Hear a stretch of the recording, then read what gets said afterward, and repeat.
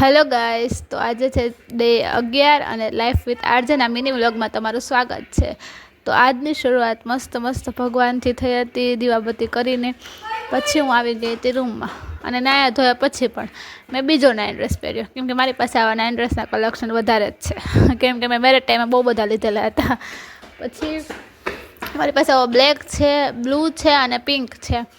Pink તો ખબર નહીં ક્યાં જતો રહ્યો, બટ બ્લેક ને બ્લુ એઝ ઇટ ઇઝ છે તો પહેર્યા. પછી તમે જોયું તો મેં થોડુંક રૂમ સાફ સફાઈ કરી, પછી નીચે આવી ગઈ હતી તો મારા સાસુમાં લઈને બેઠા હતા ગુવાર અને લસણ મેં ફોલી દીધું અને પછી એમણે મસ્ત શાક બનાવ્યું.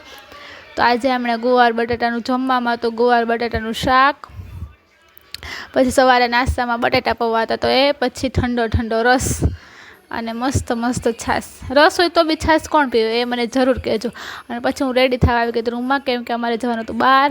તો તમે જોઈ શકો છો પતલી થઈ ગઈ છું હમણાં. મને કુર્તી ફિટ તો આવે છે, બટ આ તો મને થતી જ નહીં, બટ થવા લાગી છે.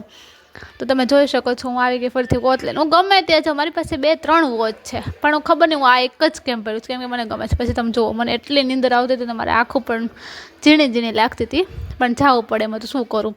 પછી મને યાદ આવી ગયું કે આજે મારે ઇસ્ત્રીના કપડાં પણ આપવાના છે. મતલબ મોસ્ટ ઓફ કપડાં તો હું ઘરે જ ઇસ્ત્રી કરું છું, બટ જે ડ્રેસ હોય ને હેવી, એ મને થોડુંક બીક લાગે, તો પછી હું બહાર આપી દઉં છું. તો આજે મારે 4 થી 5 ડ્રેસનું કલેક્શન પણ ભેગું થઈ ગયું હતું કે ભાઈ આજે ઇસ્ત્રીમાં આપવાના છે, તો અમારે ત્યાં આવી રીતે ઇસ્ત્રીમાં આપવાના હોય.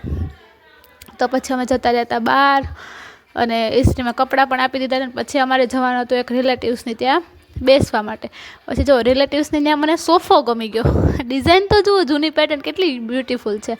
પછી ત્યાં અમને આઈસ્ક્રીમ મીઠું મળી ગયું. અને પછી હું ઘરે બી આવી ગઈ હતી ને પછી હું ને મારા હસબન્ડ જતા રહેતા બહાર.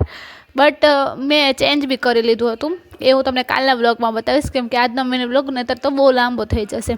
તો તમે જોઈ શકો છો હું બાજુમાં બેઠી છું ને મારા હસબન્ડ કન્ટિન્યુઅસલી ફોન પર વાત કરે છે. ખબર નહીં શું ઇમ્પોર્ટન્ટ કોલ હતો, બટ એ વાત કરે છે. એ મને ઇગ્નોર કરે છે ને એના કોલ પર બિઝી છે.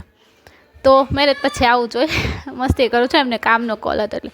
તો આજનો દિવસ કંઈક આવો રહ્યો. બન્યા રહો. Thank you so much.